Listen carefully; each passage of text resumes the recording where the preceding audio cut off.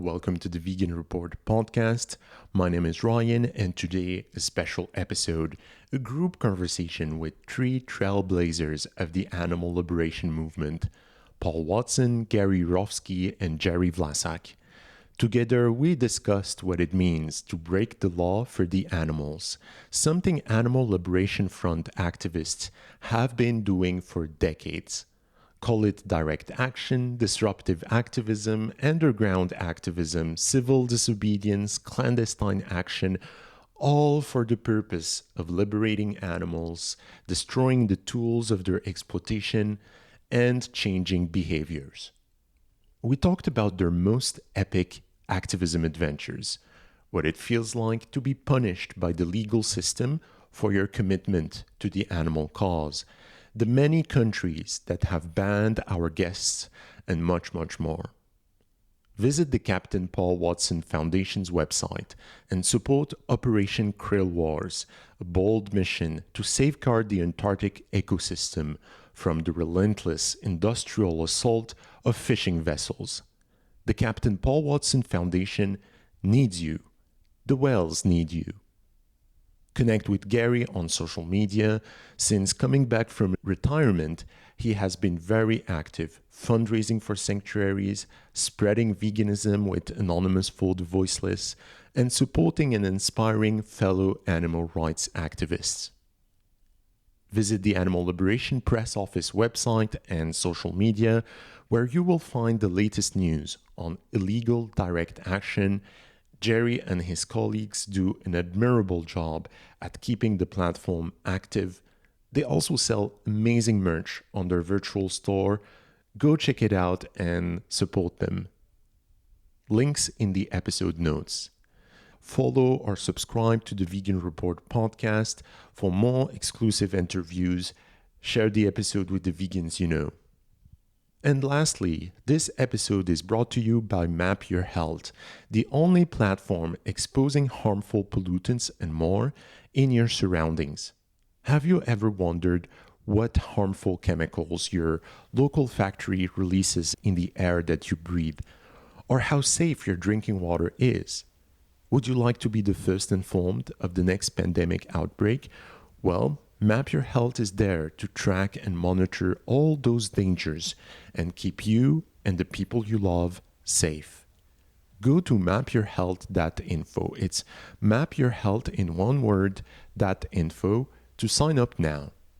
Thank you. Okay, Jerry, Gary, Paul, welcome to the Vegan Report. I'm so happy to have you all for this wonderful episode. So, I was thinking about the first episode I ever did covering disruptive activities and the animal liberation front. I did it with Jerry. It was episode 26 of the Vegan Report. Now I'm in the 100th episodes podcast. And the question I raised with Jerry was, who is scared of the animal liberation front? Now, I want to kind of flip this question and ask you, how come activists are not scared of doing disruptive work? We're kind of bred to follow the rules and not be disruptive in nature. And most of us would feel very uncomfortable doing legal activities. So, how do people go past that feeling of, I don't want to cause any problems, and go beyond their fear of being disruptors in society? I don't think anybody should ever want to fit in. People should want to fit out. And the best way to fit out is to be a vegan and to be an outspoken activist, to go against the grain. I mean, that's what it's all about. Veganism doesn't build character, it reveals it. So, and by the way, you asked who's afraid of the ALF, the fur industry, the whaling industry, the meat, dairy, and egg industries. Anybody who is exploiting animals is terrified of the ALF. And the ALF is some kick ass group of activists. But just so people know, it's not like you join an organization to be involved in the ALF. Anybody who wants to go out and do something on behalf of exploited animals, liberating them, destroying a place that exploits them, you are considered to be a member of the ALF. And that's what I did, as most people know, in 1996 when I went to that mink concentration camp in Blenheim, Ontario, and liberated 1,542 mink, gave them a chance to be free so they weren't going to have their necks broken. But I want people to know anybody has the capability of doing that. Anybody can go out and break an unjust law. So keep in mind, just because something is legal doesn't make it moral, doesn't make it ethical, and in most cases, it's not. So you have to break unjust laws. Well, I've said this before, Ryan, maybe even on your show, but I came out of a profession where I was always taught to do what works best, and what is the most efficient way to get something done. As a trauma surgeon, I was told, this is what works, this is what we do, and this is why we do it. It was evidence-based. And I look at the animal liberation movement in the same way, and I look at what works, what is effective, and what is the most efficient way to help animals. And I don't think that there can be any serious argument made that the Animal Liberation Front and other underground direct action organizations, underground or not underground, like Sea Shepherd is another example, but I think especially when it comes to underground direct action, there is nothing that's more efficient in helping animals, either animals that are being liberated, like what Gary's done and what other people have done as far as actually liberating animals that are being abused and exploited, or inflicting economic sabotage against those who inflict animals. And the fact that they are afraid of the ALF and the fact that they hate the ALF is just a reflection of the fact that it's the most efficient way to shut them down. It's the most efficient way to help animals. And so that's why for the last 20 years or so, I've sort of devoted my life to speaking out for those who do illegal direct action and who break the law, the unjust laws that protect those who abuse animals. Yeah, I think we also have to remember that we represent our clients who are not human. So we don't really, at least in my case, I don't really care what people think about what we do. We don't do it for them. I remember back in 1986, after we sank half of Iceland's whaling fleet, I had a former colleague from Greenpeace. He said, what you did in Iceland was despicable, reprehensible. And I said, yeah, so what? And he said, well, aren't you concerned about what people think about you? I said, no, didn't sink those whaling ships for you. Sunk them for the whales. Find me a whale that disagreed, I might reconsider. But, we don't do this for people. So true. This Well, is not about public image. It's about our clients, and our clients have fur, feathers, horns, beaks, and gills and fins. And that's why we do everything that we do. It's not about winning over the public support. This is about liberating those who need it, those who are enslaved, those who are in cages, those who are about to be horribly tortured and murdered. And what Paul has done, and the things that Jerry has done, and I've done, and all the wonderful other activists around the world that have gone out and put their own freedom on the line for those who have none, there's nothing more noble than that. Nothing. I think you can apply these same principles to some of the things that we're seeing today with regarding targeted campaigning, where people are either doing live open liberations or that are doing things like Coalition to Abolish the Fur Trade, and that are going after people who exploit animals in very vociferous, although legal means, by doing things like doing protests outside of people's houses. This isn't about gaining as Gary and Paul both said, this isn't about gaining support in the general community. This isn't about making people get behind us in the support against fur. This is about changing behavior, and this is about making people uncomfortable. This is about holding people accountable. And you can do that in lots of different ways. The ways that Paul's done it with Sea Shepherd and other organizations, the way that Gary's done it with his speaking out in all types of venues, and the way that the underground does it. And there are lots of ways of making people who abuse animals uncomfortable and standing up for the animals and not really caring so much about what everybody else thinks. And there's different tactics for that, by the way. There's different tactics to achieve public support, such as the lectures I was giving. That's when I want public support. When we're doing underground raids, midnight raids, I don't care what the public thinks about it. That's for the animals. So a liberation is for the animals. When I want to go give a lecture, when I want to talk publicly, well, that's when I'm going to try to win over the public support and get everybody to become vegan.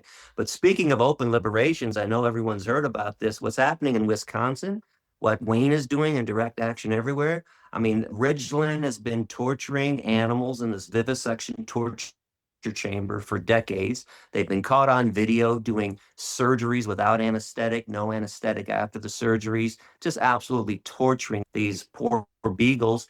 And a couple weeks ago, I was down there and I was glad I was able to witness this, but he got over 100 people to go and do an afternoon open rescue. They busted in and got 30 of the beagles out. Unfortunately, the evil police force confiscated 8 and sent them back to their death chamber, but 22 escaped. And now we're going back on April 19th, by the way.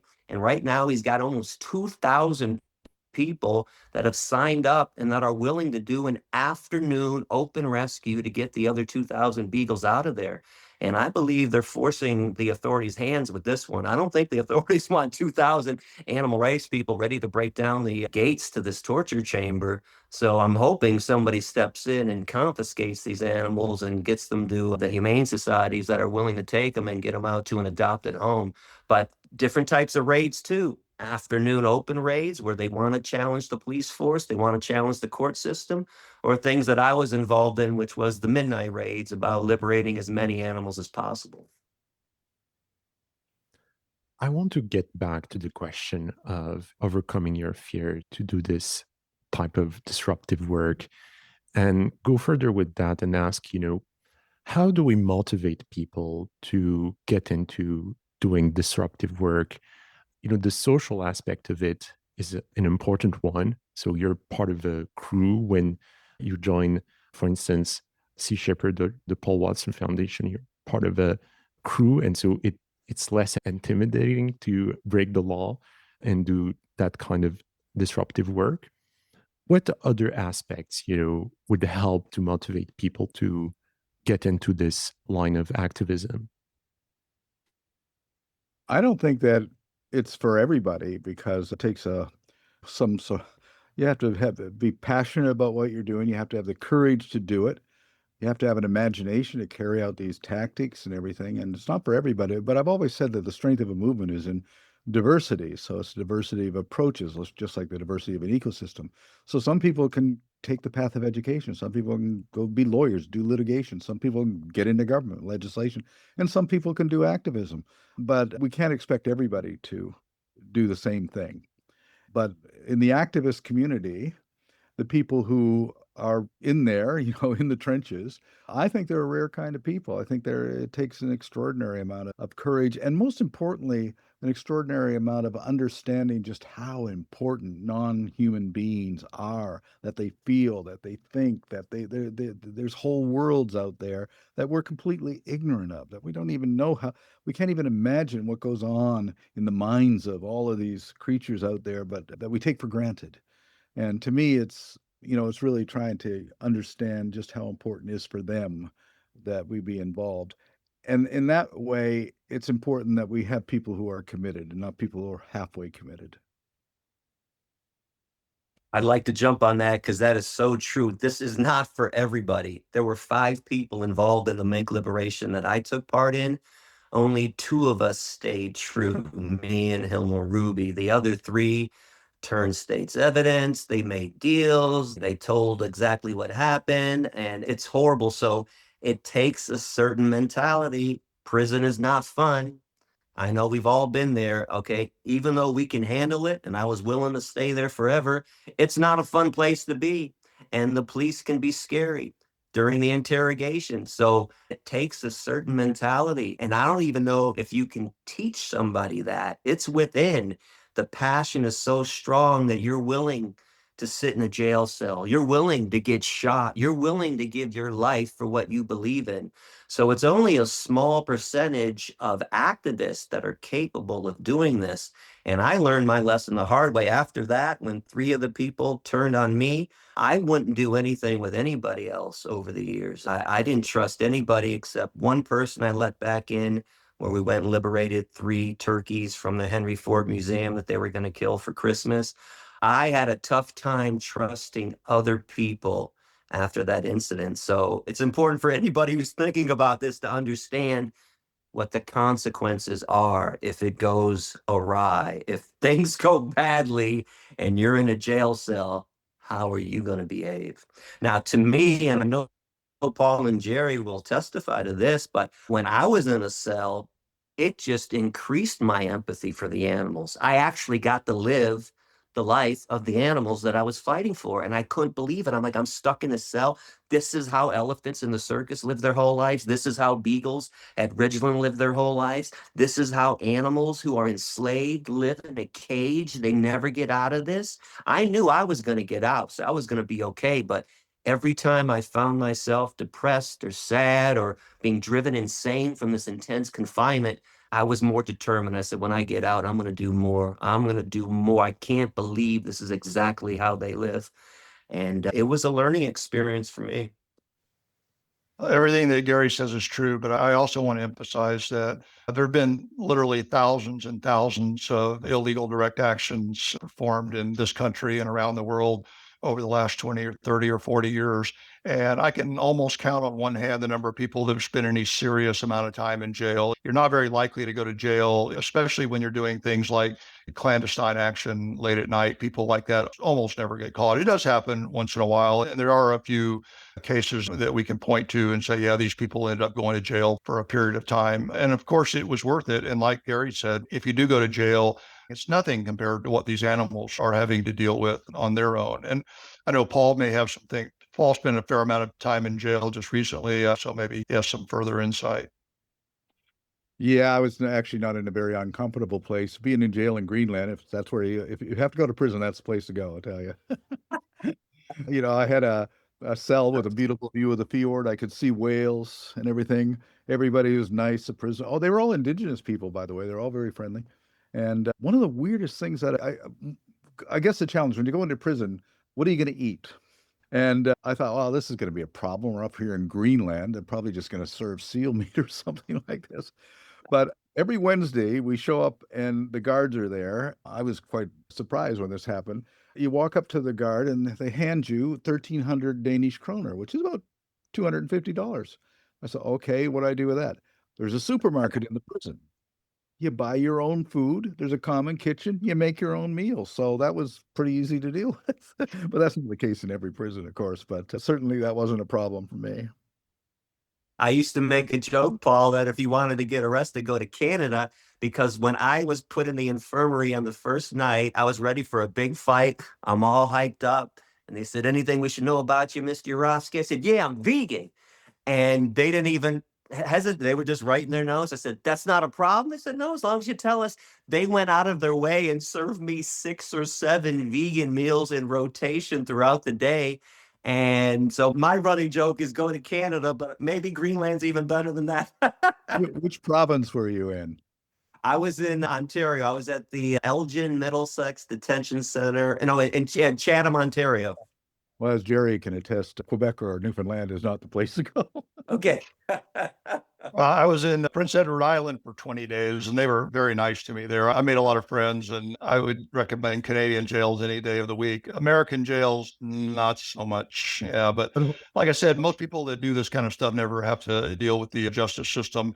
More so people that are doing open rescues, like what Gary's talking about at Ridgeland, where people are voluntarily getting arrested because they want to go through the legal system and they want to point out the problems at this eagle breeding facility. They will go through the legal system, but they spend a few hours in jail. Very, very few people have ever spent any serious time in jail for doing any of this type of stuff, whether daylight raids or nighttime raids or maritime raids or anything else. Well, as I recall, Jerry, you didn't eat for those 20 days. Yeah, no, I actually chose a hunger strike as part of my activism while I was there. I purposely turned myself in right as the seal hunt was beginning again the following year. And so I used it to get some publicity and so forth. But they were actually very kind to me and would have given me anything I wanted while I was there. But again, I don't want people listening to this to think, oh my God, I've got to worry about going to jail, because most people that do things like this don't spend any significant amount of time in jail.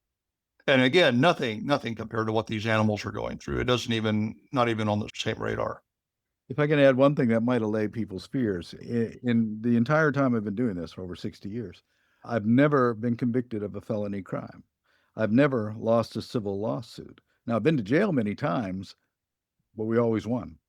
So I have no criminal record, which is a lot of people find hard to believe. But the thing is, for instance, in 1979, when I hunted down and rammed the pirate whaler Sierra, there were 20 of us on the crew.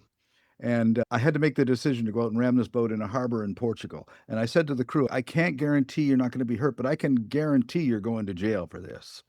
And I'm not going to force anybody to do what they don't want to do. So if you don't want to participate, pack your bags. You got 10 minutes, get out on the dock, and we're going to go out after that ship. Well, 10 minutes later, 17 of them were out on the dock. Fortunately, I had two engineers, Peter Wolf and Jerry Duran, who stayed. And we went out, we rammed the thing and everything, had a big confrontation and everything. And then I was arrested by the Portuguese Navy, brought in before the port captain, and he charged me with gross criminal negligence. I said, Captain, there wasn't anything negligent about that. We hit that ship exactly where we intended to hit it. And he thought that was really funny. And he said, I don't even know who owns that ship you rammed, so until I do, you're free to go. And I remember walking out, and one of the crew who had gotten off, he said, well, if I knew you were going to get away with it, I would have been there too. I said, well, that's the point. Sometimes you got to just do these things. Take a fucking chance once in a while.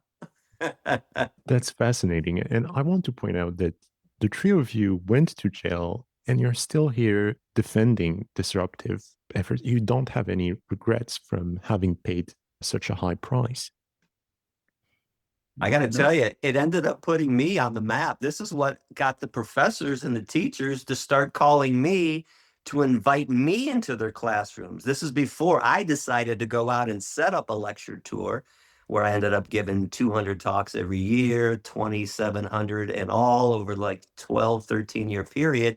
But it actually put me on the map. They wanted to hear what I have to say. The media started calling me. Nobody gave a shit what I had to say before the mink liberation, but I went to jail for the mink. I refused to apologize to the judge. I stood up and I gave this speech, and all of a sudden, everybody wants to hear what I have to say. So you can also use the raid as a platform. That's what I did. You always have to be prepared to, just to speak the truth to power to these people all the time. I was actually paid to come and give a lecture to the FBI in Quantico. They gave me $5,000 to give me a lecture. I said, oh, okay, so I'll do it. And so I gave a whole talk about what we did and everything like that. And they couldn't find anything that they could really get until the end. One of the special agents says, yeah, you're walking a pretty fine line when it comes to the law. And I said, oh, well, does it really make a difference if they don't cross the line? And I said, where have we crossed the line? And then he said, yeah, but you train eco-terrorists. I said, like, what are you talking about? Rod Coronado. I said, he liberated some mink. I said, that's an eco-terrorist? I said, anyway, he did that 5 years after he left my ship. So you trained him. You're responsible. Okay. I said, I couldn't resist this. I got some names for you. Timothy McVeigh, Lee Harvey Oswald, Osama bin Laden. You trained them. I have to tell you, they all laughed. That's a great point. In terms of media representation of those disruptive activities, it's in the gutter. It's always the same labels: eco-terrorists, radicals, radicalized, this and that. And then, in the movies, the movie that I'm remembering right now is that 28 Days something, where there's this zombie apocalypse, and it was caused by an ALF cell that entered a lab and liberated, I think, a few monkeys. And because of that, they spread the disease, a virus, out of the lab. So what do you make of that bad reputation that, the Brad Pitt movie? I think it was called 28 Days. Or something like that. That was one where he did. I don't think Pitt was in that. In the end, it wasn't the ALF that did it. It was. Oh, no, wait, that was 12 Monkeys. You're talking about 12 Monkeys. Yeah, that's different movie. That was a great movie, by the way, though, when they ended up liberating the animals from the zoo. And his father was a vivisectionist, and he kidnapped his father in the movie. That's a great movie.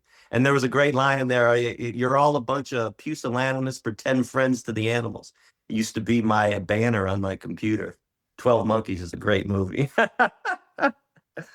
By the way, so people that exploit the earth and exploit animals are eco-terrorists. Yeah. People who prevent the earth and the animals from being exploited are heroes.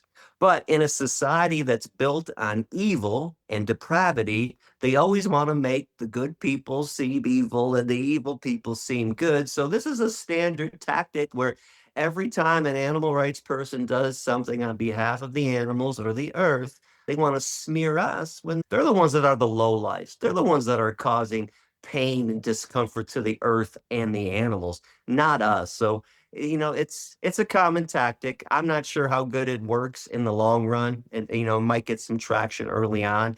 But people have to keep in mind the people that we collectively admire: Martin Luther King, Gandhi, Nelson Mandela, Rosa Parks, Harriet Tubman. All these people were viewed as terrorists in their time. It wasn't until later on, when society reflected back on what was going on and what they ended up doing, that they said, oh, but Nelson Mandela did was really great. Oh, what Dr. King and Gandhi were doing, they were challenging the system.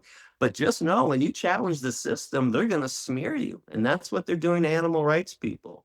But they can't smear us forever. Well, 3 days ago, we had a confrontation in the Southern Ocean with the krill fishery. And of course, that was predictable. These guys are destroying the ecosystem down there and starving the whales and the penguins. And so I said, okay, here's what we're going to do. We're going to take our boat and we're going to nudge one of the boats. We didn't ram it, we just nudged it. But that was the photo that we needed. That photo went headlines. And of course, the accusation, eco-terrorists or ram boat and everything. And so I got on Associated Press. I says, what a bunch of drama queens playing a victim here and everything. There's nothing. You nudge the guys. It was like the Lakota Indians counting coup. We just touched them. The whole point of that was to get the picture of us hitting their boat. We just scratched the paint. That picture was the whole point of doing it, because that made international headlines. And then we started sabotaging their nets and everything. And then yesterday, they all took off. We chased them out of there. So Awesome. we accomplished everything that we wanted to do. And now, of course, the Chilean Navy's down there. They sent 2 ships down there. And I said, well, what jurisdiction do you have? Well, I said, what are you going to do about it? They went home, didn't do anything. And now they want us to come to port and turn ourselves in. And I said, why? What jurisdiction do you have? You got to just challenge these guys. And also, you have to be ready to stand up for what you did and to admit it. When we sank those ships in Iceland, they wouldn't charge me. Nobody was ever charged with that. So I had to fly to Reykjavik to demand to be arrested. And I arrived at the airport, and there's 2 immigration officers, there were 20 police officers and 2 immigration officers. And they said, how long do you intend to stay in Iceland? I said, I don't know, 5 days, 5 minutes, 5 years, you tell me. And they said, well, we have to go to interrogation. I said, that sounds like fun. So we go to interrogation. He said, are you admitting to sinking these ships? I said, we sunk them. We're going to sink the other 2. They put me in a car, drove me to the airport, put me on a plane and sent me home. And the justice minister said, who the hell does he think he is? He comes into our country and demands to be arrested. Get him out of here. Because they knew that to put me on trial would be to put themselves on trial for their illegal activities. It's true. And that's what we're hoping is going to happen in Wisconsin, right, Gary? I think they don't want to put these people on trial, because all it does is point the finger at what they're doing to these poor dogs at Ridgeland. So yeah, that's definitely a good strategy at times. I'm hoping the authorities step in before we get there and confiscate these animals. I can't believe they would want this to go more public. It's already gone worldwide. And let's face it, these are beagles in a society that really doesn't give a shit about animals. Most people do love dogs, and most people do adore beagles. So I do think that Wayne selected this place and picked the dogs for a reason. Now, this is back to what Ryan said about public support. Now, this would be to get public support. Because if we ran out of that Ridgeland with mice, people would think we were crazy saving the mouse, even though mice deserve the same respect as beagles do. But the beagles were chosen, so the public would be behind us. And the authorities are going to have a tough time defending Ridgeland. I don't even know why they would want to. They're the ones that brought charges against them. They just won't enforce the charges that they've levied against them. There's felony animal cruelty charge levied against them. I always look at it as 3 steps. You have confrontation, then you have the media response, then you have the court. And the court is always compatible with whatever you do with the confrontation. That's where precedents are set. That's where decisions are made. So if you want to challenge a law, you have to get it into court. And the only way to get it into court is to break it. As Jerry can attest, what do we have in Canada? The Seal Protection Act. Under the Seal Protection Act, it was illegal to witness, photograph, or even approach a sealer who was killing a seal. What kind of law is that? It's against the law to approach within a nautical mile of a sealer while he's clubbing a seal to death. And so we went up there and we stood between the sealers and the seals and we said, not today. Of course, they were all arrested and taken away, but they didn't kill any seals that day either. And that does bring, it does give you the opportunity to challenge the law. Absolutely. Yeah, we have to remember, in order to change an unjust law, you got to go outside of the system. Just like Paul said, bring it back to court and have a sane judge, which sometimes are hard to find, but have a sane judge overturn it and find the people not guilty. But even if you have a non-sane judge, for instance, in 83, my entire crew was arrested and brought before a judge in Quebec called Yvon Mercier. We call him the hanging Judge Roy Bean of Quebec, because you knew when you went into Mercier's court, you were going to be guilty, and he was going to throw the book at you. So the strategy that we came up with I told all the crew, let's go in there and piss him off. Just make him really, really angry. Just every day we just pissed him off. He was like totally enraged. And everybody said, well, why would you do that? I said, I'll tell you exactly what happened. Was at the end, I was convicted of conspiracy to break the Seal Protection Act and given 15 months in prison and another 6 months for breaking the Seal Protection Act. My ship was confiscated, all the crew were fined and everything like that. And I thought, this is wonderful, because that went into the Quebec Court of Appeals, and the Quebec Court of Appeals, what the hell is this? Threw the whole thing out. You got to get the judge sometimes to overreact. Part of my mink liberation, honestly, I wanted the judge to take his gavel, hit it down and say, not guilty. I cannot find this man guilty for liberating animals who are going to be killed. Now, it didn't work out completely that way. I was told the morning that I was found guilty that I was going to get 3 years in prison. And I had a speech that I was ready to give to Judge A. Cusinado. And my attorney, Steve Rogan, was insisting that I don't give the speech. I'm just going to make him more pissed off. I said, no. I did what Paul said. I said, no, I want him to hear this. He has to hear what I have to say. And you can go online, by the way, because Joey Carbstrong recorded me saying it recently and we posted it. But the highlight of the speech basically was, if it's not a crime to torture, enslave, and murder animals, then how can it be a crime to free tortured, enslaved, and soon to be murdered animals? And at that point, Cusinado actually put his head sideways and nodded in agreement. I ended up getting 6 months in prison. And my attorney said afterward, I can't believe you talked yourself down 2.5 years. I've never seen anybody talk themselves down from a sentence. Now, I was hoping to get no time in jail, but you do have to challenge the judges. You do have to challenge the system. You do have to make a strong statement. And I don't care how you do it. You want to be vulgar about it. You want to be eloquent. You want to curse them out. You want to make them angry. I don't care how you do it, but you have to hold them accountable. You have to expose the injustice. You have to expose the lies. And you'd be surprised. I mean, Paul just told stories about how it worked for him. I talked myself out of 2.5 more years in prison.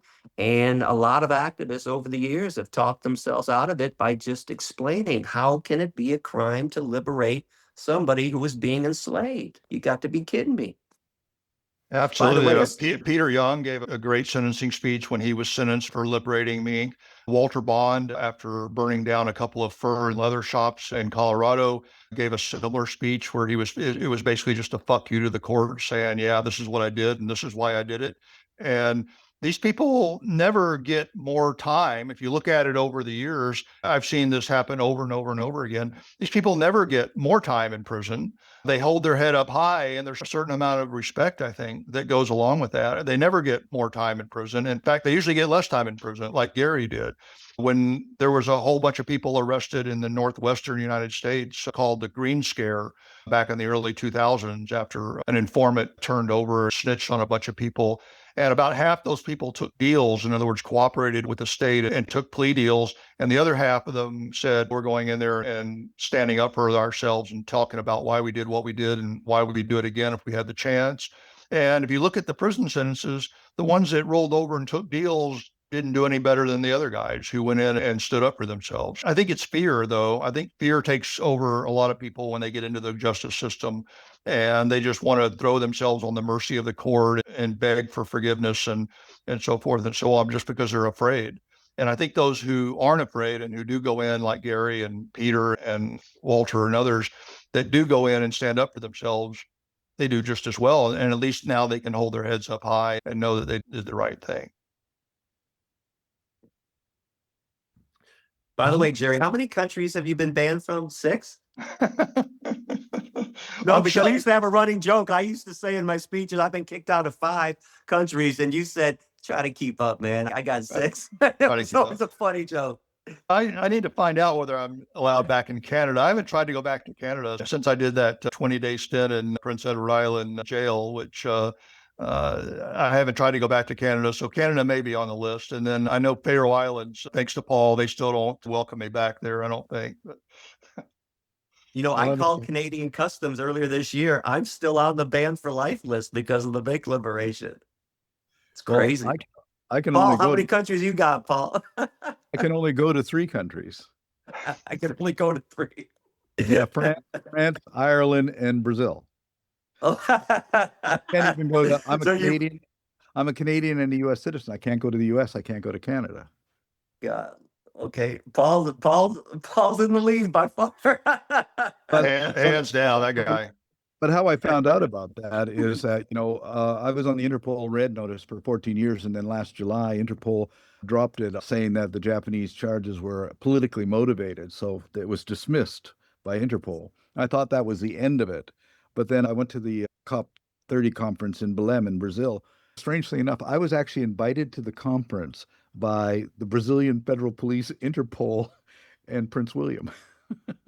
So when I arrived, 2 days after I arrived, the Brazilian Federal Police called me up and said, Japan's just put in a request for your detainment and extradition. And I said, oh, yeah, and what are you going to do about it?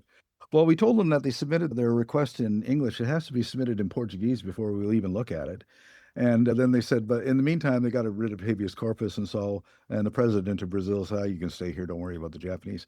But that's how I found out that the Japanese were looking for me. So if I go to the U.S., even though I'm a U.S. citizen, I will be detained because the president met with the prime minister of Japan to specifically discuss my case about sending me back to Japan. No way. Oh, man, that's crazy. Can you imagine if the authorities went after those who exploited animals and the earth and actually did something positive? Unbelievable.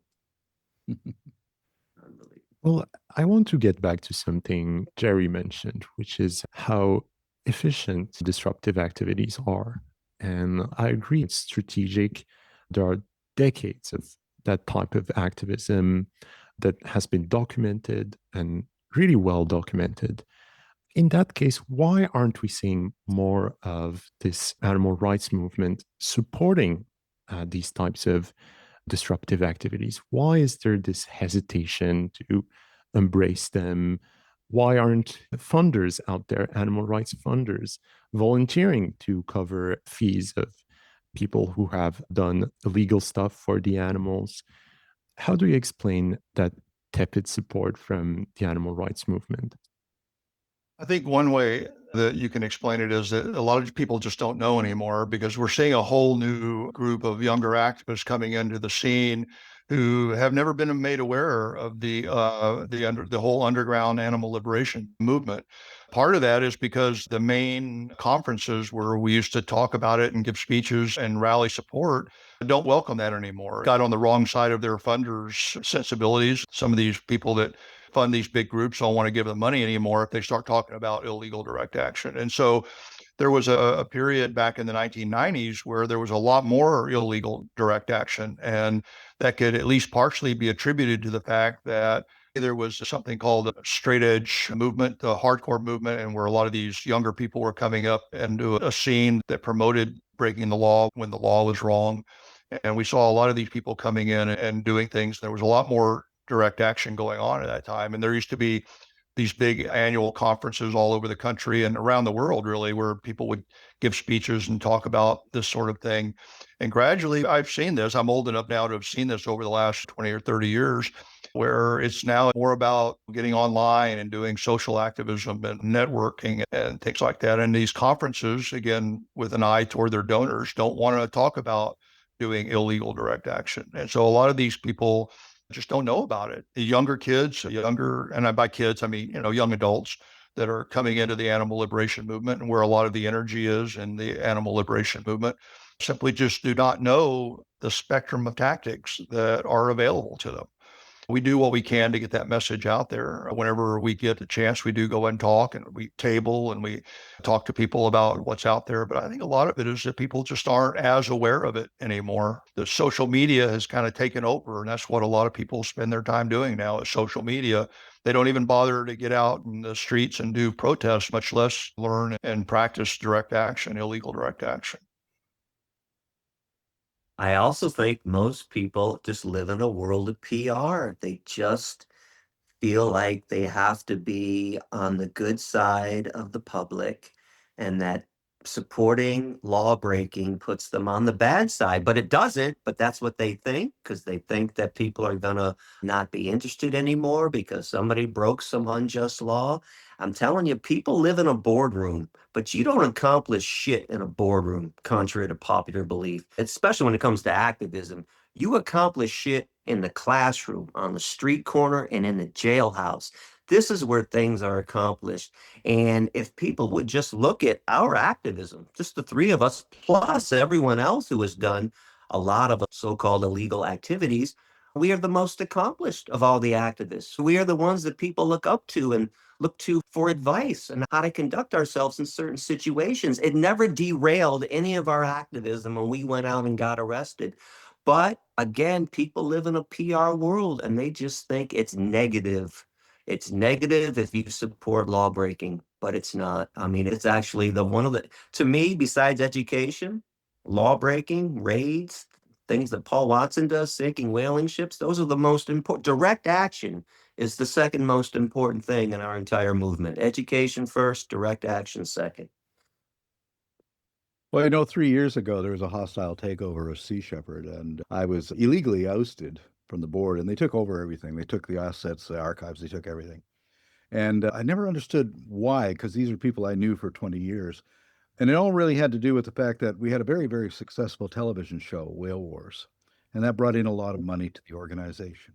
And then suddenly we had people who had nice, comfortable jobs and benefits and everything.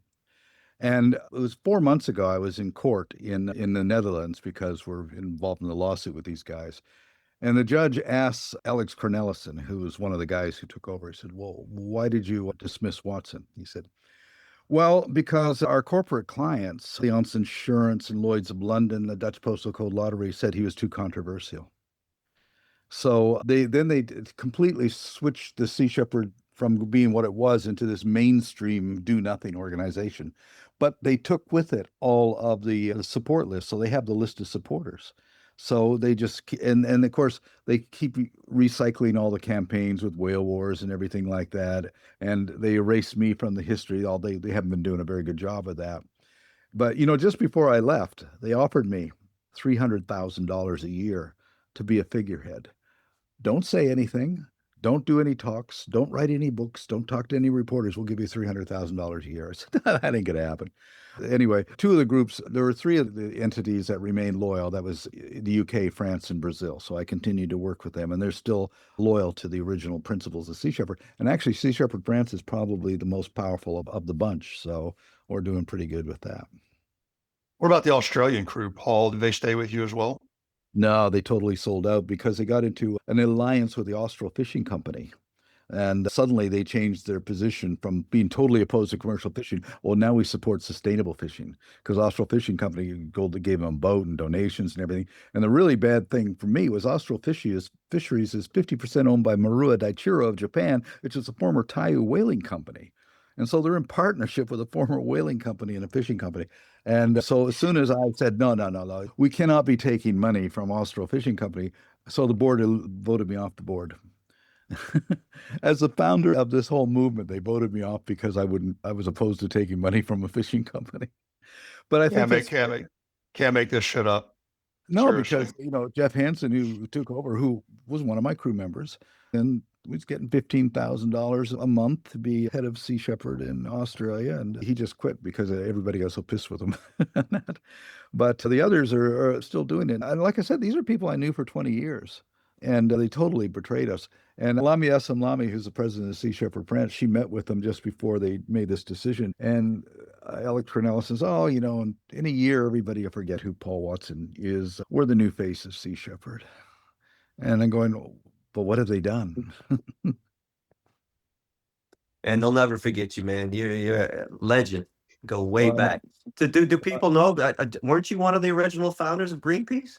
Yeah, Yeah. probably, but it doesn't mean anything. People forget their history.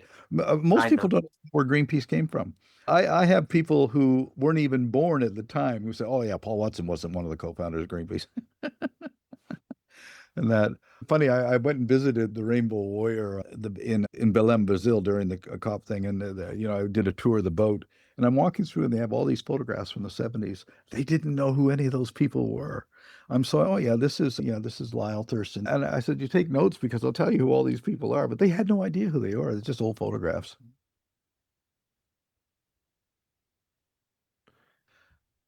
But then again, that's par for the course. Most people don't know anything about history about anything, really. That's true. That's absolutely true. But still, I think that's a relevant point to this movement. I think we have amnesia. Anyway, lots of members, activists in the animal rights movement. In preparing for this interview, I noticed that I was 1 year old when Gary was being arrested in Canada for his liberation of minks. It's very touching, and I think we need to highlight that history. Right now, the conversation I'm hearing is, should we use the word vegan? Because it might offend some people or turn them off. We're so far away from the conversation about supporting the Animal Liberation Front or direct action or disruptive actions. We're just coming up with new terms for veganism because we don't want to offend the funders and the public at large. That's where the conversation is right now. I don't understand why anybody would be offended by it. I've heard, plant-based, of course, plant-forward. Plant-forward. What people don't understand is no amount of gimmicks is going to make everybody understand exploitation. You're just going to have to keep explaining it, holding people accountable, pointing out that these animals have been artificially impregnated. They've been raped. Their babies have been stolen. Their heads are being chopped off. And it's all being done for habit, tradition, and convenience, and no amount of tinkering with words. People used to tell me, Gary, you shouldn't say you're an animal liberation activist. Say you're an animal advocate. And I would say, wait a second. So all I got to do is walk into a classroom and say I'm an animal advocate and everyone's going to understand? Are you fucking kidding me? What world are you living in? You can't play games with the truth. And if anybody thinks that the word vegan is harsh or animal rights people are harsh, the truth is harsh. It is harsh to be murdering 2.3 trillion marine animals every year just for the meat industry. It is harsh to be murdering over 80 billion land animals every year for the meat, dairy, and egg industries. It is harsh what animals are going through. No amount of tinkering. But I have to tell you something, Paul, I can't believe you worked with as many people as you've worked with over the years, because what just happened with you getting ousted from the board, I mean, over the years, I realized humans are incorrigible. Humans just can't get along and can't work with other people. Even people who believe in the same things cannot get along. So I became a solo activist when I started my lecture tour. And that's when I got the most shit accomplished. Just people would always drag you down or never want to do enough. I remember when I first started my board of directors with my organization, I noticed nobody was doing anything. I was doing everything. So I said, why are you guys even here? Why do I have a board of directors if I have to do everything? Just forget about it. I'll do everything by myself. Yeah. So I was always amazed that Sea Shepherd worked so well with so many people. It's probably a rarity in this movement, but humans are incapable of getting along with each other. We can point out some of the positive things, I'll tell you right now, but going back to 1980, nobody even knew what a vegan was. Well, there are more vegan restaurants and everything around the world now than they didn't exist in the 70s, really. So we've come a long way. Just last week, Germany banned the grinding up of baby chicks. There's new laws being passed all the time. In Europe here, we have the animal parties. In fact, somebody who just got elected to the Marseille City Council for the animal party. So, we shouldn't forget that we are making progress over the years. People are changing slowly, but they're changing. And nothing happens overnight. You have to have an incredible amount of patience. And it sucks for the victims, but you're right. I mean, it took 400 years to convince white people in America not to own black people. We can see why this revolution is taking so long. We have to teach people to be kind to mice and monkeys and chickens and cats and dogs and cows and pigs. I mean, this is just a monumental task, but definitely things are progressing. Things are happening. And I've been told over the last year, oh, nothing's happened. Well, every time I open up my social media, yes, some countries banning this, some countries banning this and getting rid of this. So things are happening, but for the victims, it doesn't happen quickly enough. Yeah, for the first time last year, fewer than 1 million animals, it's a lot, but still fewer than 1 million animals were killed for fur in this country last year, which is down from 7 or 8 million just as recently as 10 years ago. So we can definitely see some progress in the fur industry as well. And I think the fur industry is on the ropes. It will probably disappear in our lifetime, and we're a bunch of old farts. And I think it's going to be done in our lifetime. I don't know that we'll necessarily see the end of the meat and dairy industry or the fishing industry maybe, but I think there has been some progress, and that is encouraging. And you're right. I mean, I like that you pointed out, it took 400 years to quit owning black folks as slaves. What's another 100 years to get rid of a much, much, much larger problem than that? One And of the things that Dietrich Furs out in Michigan just closed down this year. I did a couple lockdowns back in the 90s. Real quick story, Paul. I tried to burn down Dietrich Furs in the 90s. I don't mind bringing this up. It's 30 years ago. But Statute of limitations. well, listen, something always comical happens with all of my actions. So I doused the side of the building with gasoline. I don't smoke cigarettes, but I lit up a cigarette. I brought a pack. I said, I'm going to flick the cigarette and run. Yeah, I've been watching too many movies. That doesn't work.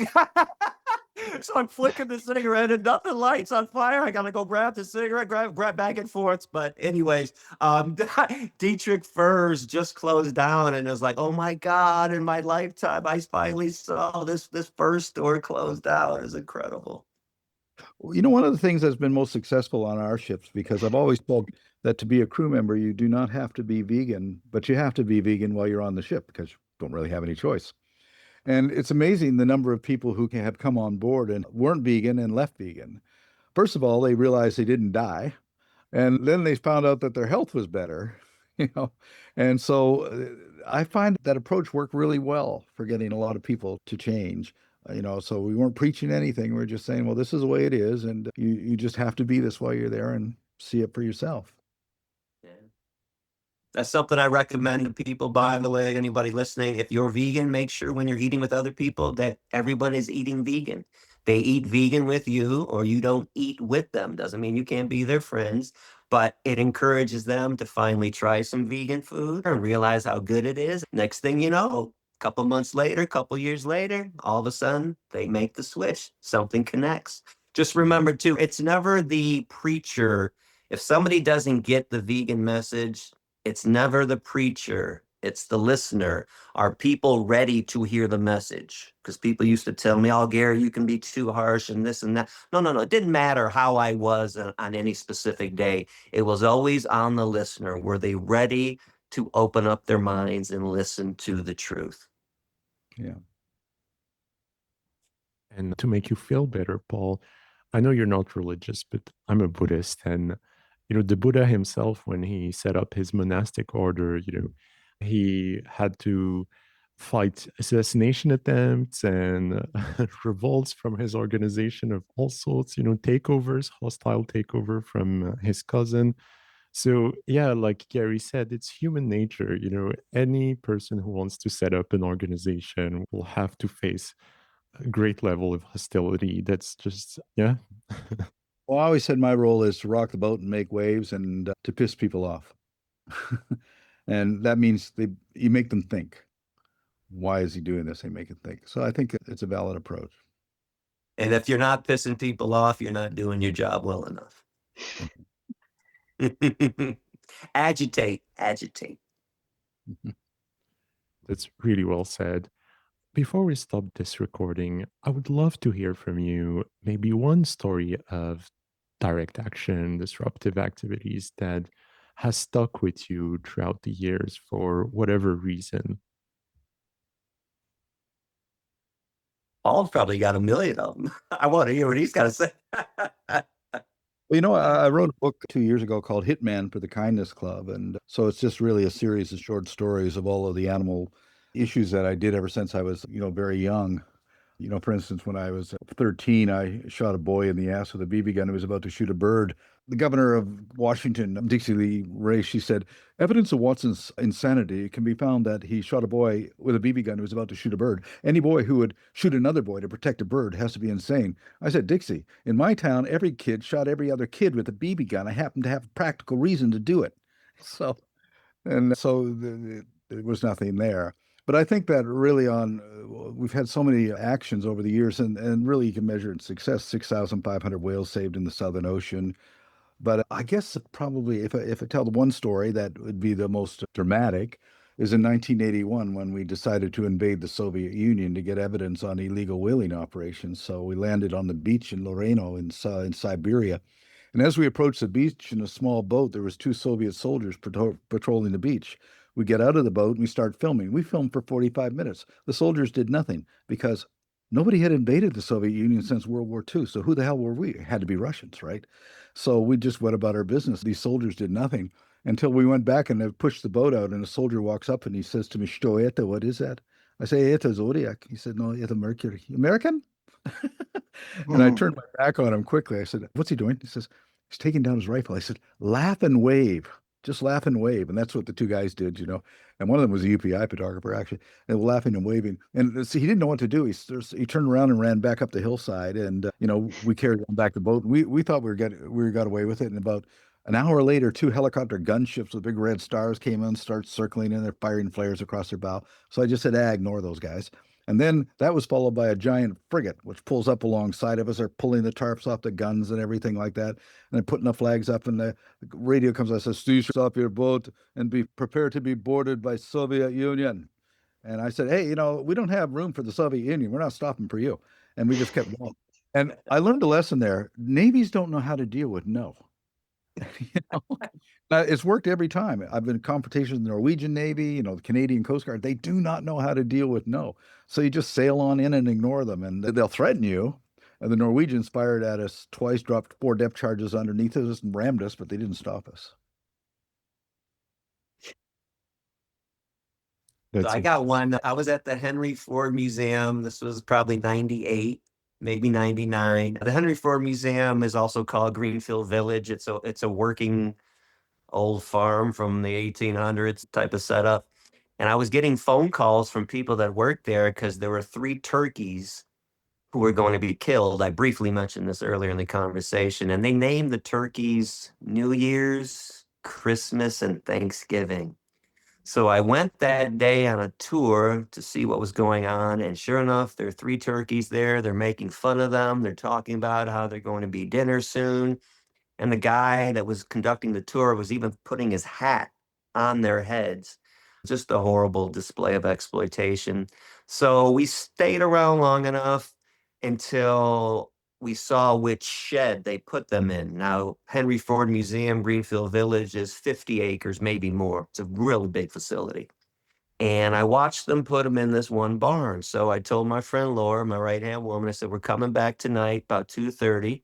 So when I showed up, I wanted to cut a hole in the fence so big that I could run right through it. Something was telling me I wouldn't have time to climb through a smaller hole or climb over the fence. I don't even know how I'd climb the fence with this 25-pound turkey anyway. So I wanted to be able to hold the turkey and just run right through the fence. So as we got back that night, we went to the barn. They weren't there. Now we're trying to find them. We're in 5, 6, 7 different buildings. And now we finally find them in one of these buildings. We open up the door, and there are the 3 turkeys. So we had 2 sheets. There were only 2 of us. So we threw 2 sheets over their heads. We picked them up. And the turkeys are so frail. I thought I was going to hurt them. So I'm holding them like, it's okay, buddy. I don't want to squeeze you too hard. So I'm running with them. Now in the distance, I see a security guard in his car. Lights go on. He sees something. He starts speeding down the road this way.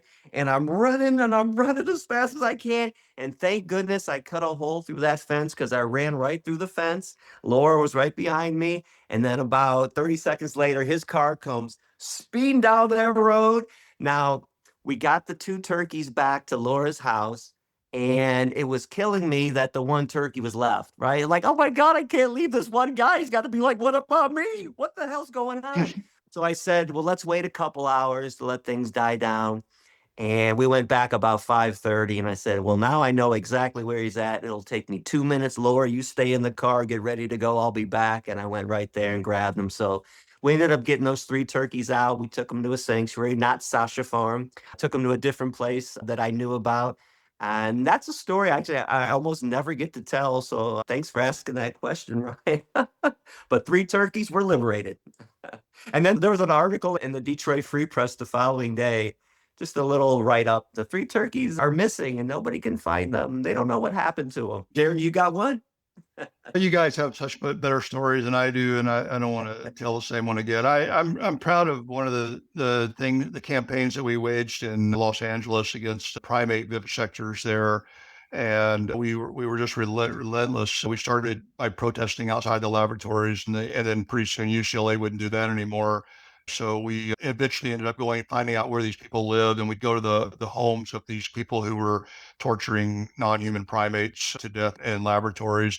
And then the ALF jumped on board and started lighting people's cars on fire and things like that. And before the end of the campaign, 2 different vivisectors had come to us and said, leave us alone. We'll stop torturing monkeys in laboratories. We won't do this research anymore. One of them gave up an entire colony of macaques to a sanctuary, and the other one just cancel all his research. He wrote us a letter, and I still remember reading it, and the very first words were, "You win."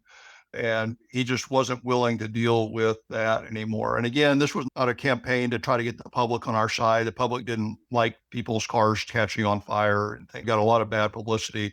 But the bottom line is, I mean, if you look at in general, that most of the people in the country are against torturing animals in laboratories, okay, no matter what. But you're not going to really make any changes by convincing more people to support you. You're going to make changes by going to people who are torturing these animals every day and not letting them go home and relax and not worry about things. So they go home and they get protesters outside their houses, or they get their car lighting on fire. Or one case, somebody put a hose in their chimney and filled their house up with water while they were away at work one day. And these are the kind of actions, this illegal direct action, that really gets results, in my opinion. It takes a very small number of people doing some very strategic things to make real and lasting change and save animals' lives. And that's kind of been the motto that I've had ever since that time. And Oh, Jerry and Gary, we are not here to comfort you. We're here to confront you. And Jerry, I want to say, I think you also saved through that campaign, the lives of those vivisectionists, because you saved their humanity. I want to say, if I'm ready to do something that evil, I want someone to stop me by any means, because it's my humanity that is at play. And so, yeah, you also saved their lives, I think. That's the Buddhist in you, Ryan. I can hear it coming. I personally never worried too much about what the vivisectors were going through in their interpersonal lives. I just want to stop them from hurting innocent beings. And if I can stop them by convincing them that they don't want to deal with their car catching on fire, great. But like you said, whatever it takes to stop them, if you want to bring the Buddha in and get them to stop, that's fine with me too. Absolutely. That was collateral damage. Collateral damage. In 1985, I had 2 Tibetan Buddhist monks, come to my ship in Seattle. And they gave me this little statue. And they said, we've been asked to give this to you. I didn't think anything of it. They said, put it up your mask for protection. Hell, I'll put it up there. But I didn't really care, but put it up there. I didn't think anything of it. 1989, I had the opportunity to have lunch with the Dalai Lama, and I showed him this photograph of this thing. I said, "What is this?" And I found out he sent it. He actually sent it. And I said, "What is it?" He says, "It's called Hayagriva." And I said, "What is Hayagriva?" He says, "Well, it's a symbol of the compassionate aspect of the wrath of the Buddha." And I'm going, "What does that mean?" And he said, "Sometimes when you cannot get people to see enlightenment, scare the hell out of them until they do." So he understood our approach of aggressive nonviolence, gave me a letter of support because he knew that he understood what we were doing. I think I saw that statue on the Farley Mullet. Wasn't that on the Farley Mullet? When I remember you telling me about the thing that the Dalai Lama had talked to you about. We still have it. It's still on the bridge of the John Paul Joria now. That's great. Well, I love this story. I think it's my personal favorite. I think the reason why I admire and truly respect and love the work that the three of you have done is because you embody the philosophy of one of my favorite philosophers. He's French, and you can sum up his thinking in one simple sentence, which is resolve to serve no more, and you are at once freed. So basically, tyranny exists only because people consent to it. And so you withdraw that consent and it collapses. And that's what you've been doing all of your life, withdrawing that consent to tyranny, which is truly beautiful. I like that. That's very well put. So thank you. Thank you so much for all of your activism, and thank you for having answered my questions. Did you want to add something before I stop the recording? Well, it's Never great. try to fit in, always try to fit out. I'm sorry, Paul. For me, it's great to see Jerry again. It's been a long, long time since you're on the ship. Yeah, it's great to see everybody. And thank you, Ryan, for doing this. We really, really appreciate it. Yeah, thank you, Ryan. Thank you, everyone, for listening. I kindly invite you to share this podcast with the vegans you know. Let's encourage more people to take action. Again, thank you so much for caring, and I will see you next Tuesday for a new episode.